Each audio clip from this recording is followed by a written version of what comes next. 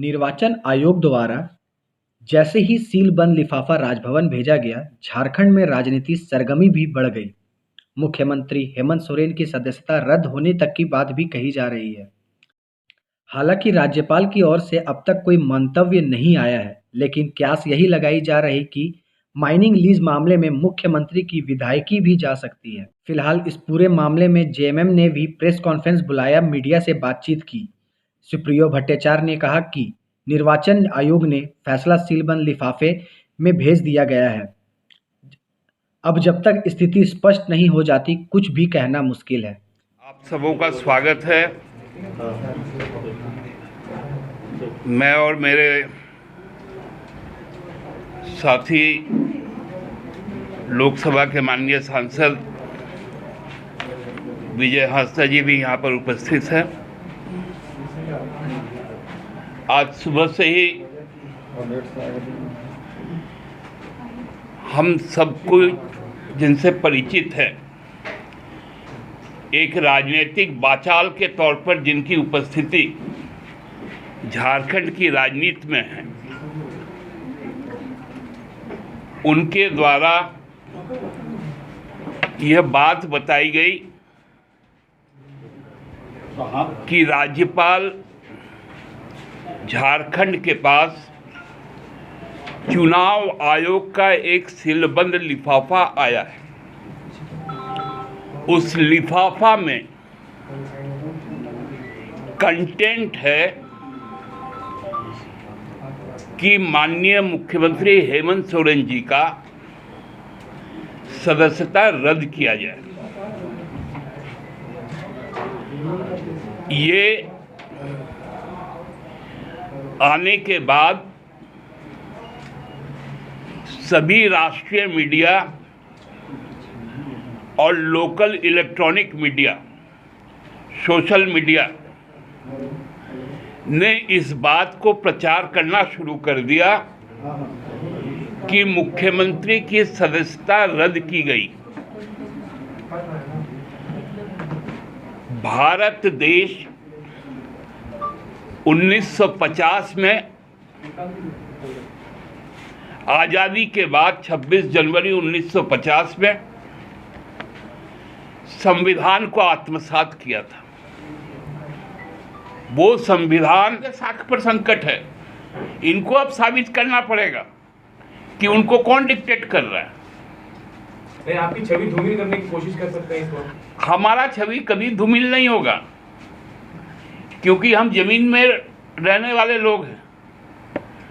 हम कोई निजी विमान कंपनी में कितने पैसेंजर कहाँ से आ रहे हैं और कितने जा रहे हैं, विमान का टाइमिंग क्या है, हम वो प्रवक्ता लोग नहीं हैं। हम जानते जमीन की हकीकत को। और धूमिल नहीं, धूल तो हमारे पैरों से लेके माथे तक सना हुआ रहता है, इसलिए धूमिल क्या करेंगे लोग। भाजपा के दीपक प्रकाश जी तो अस्वस्थ हैं कि चैलेंज भी कर रहे हैं कि अभी चुनाव हो तो अभी हम लोग आ जाएंगे। उनको यदि मुख्यमंत्री बनना तो हम लोगों से आग्रह करें, हम लोग विचार करेंगे। दादा, आप एक ये सवाल है कि जेएमएम क्या अभी संकट में है? बाबा पे भी लोकायुक्त का मामला, बसंत सोरेन पे भी चल रहा है, हेमंत जी का भी आप सुन ही रहे हैं प्रकरण। तो आपको लग रहा है कि जेएमएम ठीक है? देखिए, 1972 से कभी ऐसा एक रात नहीं होगा जिस दिन हम लोग आराम से सोए होंगे। ये तो 2022 हम लोग का अभी गोल्डन जुबली ईयर चल रहा है, तो इसलिए ये तो हम लोगों का चोली दामन का साथ है, संघर्ष और संग्राम, और संकट उसमें हम लोगों का एक आभूषण है, कोई दिक्कत नहीं है। धन्यवाद। द्वारा जो भी निर्णय लिया गया रिन्यूअल का लीज का, उसमें कोई गलत नहीं था। तो एक तो बात आया कि फिर से उसको बैक किया गया, कि उसको सरेंडर किया गया। दूसरी बात आप कह रहे हैं कि ऑफिस ऑफ प्रॉफिट किस आधार पे नहीं बनेगा, क्योंकि हमारे लीगल एडवाइजर ने ऐसा कहा।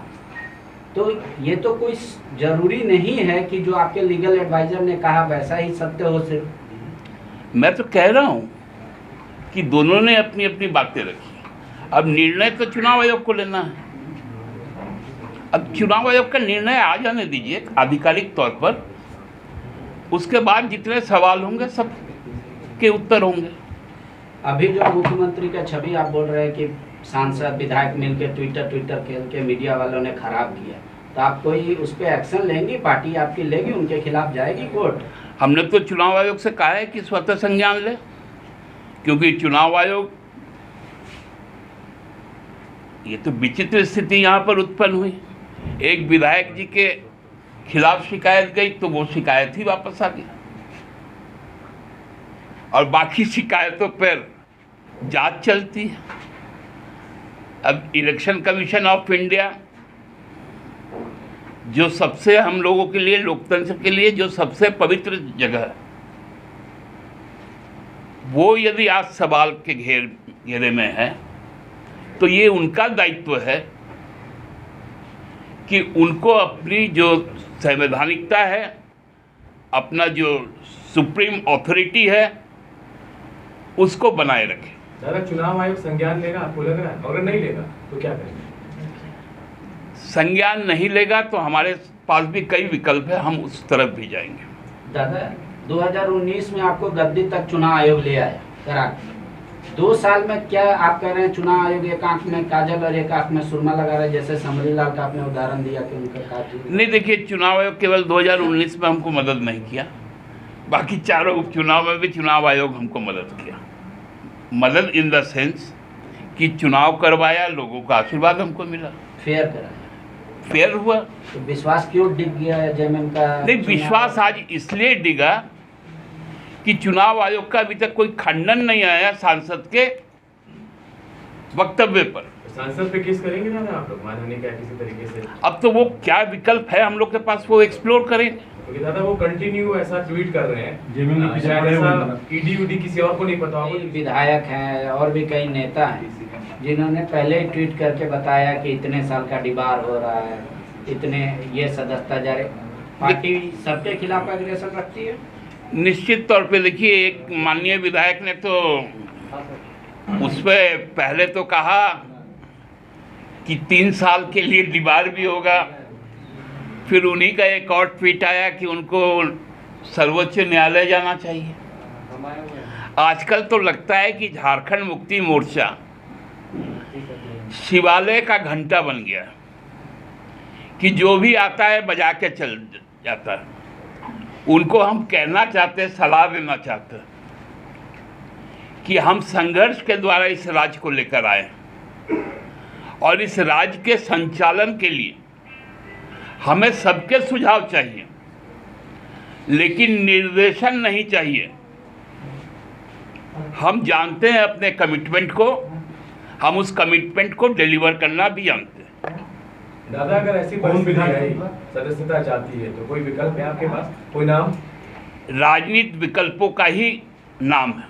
एक विकल्प आप बता दें, अगर आपको, आप लोगों ने तय किया, आज बैठक में बैठे थे आप लोग। विकल्प तो हमारा हेमंत सोरेन ही है। नहीं, मैं कह रहा हूँ कि अगर सदस्यता जाने की बात चाहते हैं तो देखिए, बंगला में एक कहावत है, जी, मासिर यदि मोछ होतो तो मामा होतो, तो मौसी का अगर मूछ होता तब ना मामा होता। तो हमारा जब नेता है और उसका विकल्प हेमंत सोरेन है, ये देश में आइन है या नहीं है?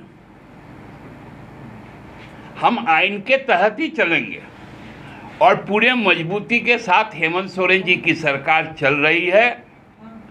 2024 तक बड़े मजे में चलेगी, और सबको जो जो कमिटमेंट है उनको हम पूरा करेंगे। दादा, जिस तरह से अभी विधायकी जाने वाली बात हो रही है, इसमें भाजपा का कहना यानी दीपक प्रकाश का सीधे तौर पर कहना है कि सत्यमेव जयते की शुरुआत हो चुकी है। वो तो सत्यमेव जयते इनको दिल्ली में भी बुझा गया, इनको सत्यमेव जयते तो महाराष्ट्र में भी बुझाया है। देखिए, ये लोग सत्यमेव जयते यदि कहते तो बिल्किस बानो के हत्यारे और बलात्कारियों को माला और मिठाई नहीं खिलाते, इजराइल अंसारी के मॉब लिंचिंग करने वालों को माला नहीं पहनाते। न्यायालय से लेकर चुनाव आयोग तक भी है। इन संस्थाओं का अपना स्वायत्ता है, अपने नियम कानून आइन है, और ये सारी संस्थाएं जो न्यायिक शक्तियां भी रखते हैं, वो संस्था अपना जो निर्णय लेती है उसका पूर्वाभास कभी भी नहीं किया जा सकता। आप अपनी दलील दे सकते हैं, न्यायिक सेवा से जुड़े लोग उसका विश्लेषण किया कर सकते हैं, लेकिन निर्णय को पढ़ के सुनाने का जिम्मा केवल और केवल सक्षम पदाधिकारी का होता है, चाहे वो न्यायाधीश हो या किसी न्यायिक आयोग के अध्यक्ष हो। लेकिन ये संपूर्ण आज पटकथा भारतीय जनता पार्टी द्वारा लिखी गई। लग रहा था कि चुनाव आयोग का जो फैसला है वो या तो पंडित दीनदयाल उपाध्याय मार्ग में लिखी गई हो या बिरसा मुंडा राजपथ में उनके कार्यालय से लिखी गई हो। ये समझना बड़ा मुश्किल हो रहा था। संवैधानिक संस्थाएं माननीय राज्यपाल जी जब रांची आए तो उन्होंने विमानपत्तनम में उतरते हुए कहा कि मेरी जानकारी में ऐसी कोई बात नहीं है कि चुनाव आयोग ने किसी भी तरह का पत्र भेजा है।